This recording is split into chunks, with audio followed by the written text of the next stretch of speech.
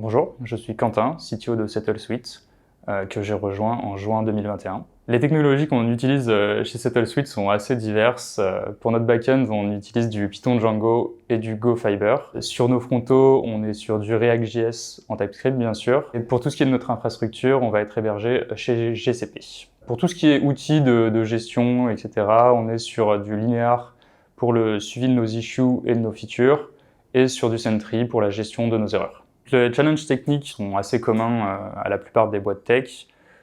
Chez SettleSuite, notre objectif principal, c'est la qualité de service et ça doit se refléter aussi dans notre produit. Donc à partir de ça, tous nos développements sont axés dans ce sens-là. Donc on va mettre vraiment un gros effort sur la réactivité et l'optimisation de nos développements. On a aussi d'importantes attentes en termes de données, puisque c'est quelque chose qu'on va fournir à tous nos clients, donc on attend des données fraîches et cohérentes. Et on a aussi des bons objectifs de croissance, donc à ce niveau-là, on va essayer de mettre assez d'efforts sur la scalabilité de notre produit. Nos cycles de développement sont assez classiques, ils sont courts, ils durent à peu près une semaine, donc ça va commencer le lundi.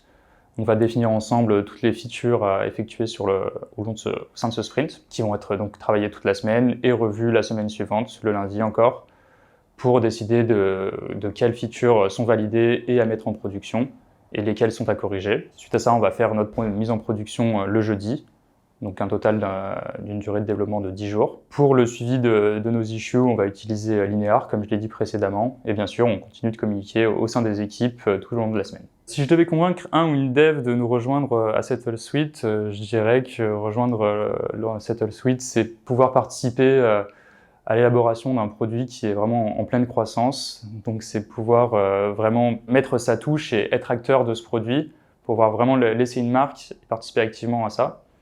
C'est pas juste suivre des fiches ou des trucs comme ça, c'est vraiment pouvoir être très investi dedans. Il y a aussi le fait qu'on est très ouvert à tout ce qui est télétravail, même si moi personnellement je préfère aller au bureau parce que c'est plus sympa, on a les collègues, etc. Et puis on a le café qui est gratuit, qui est très bon.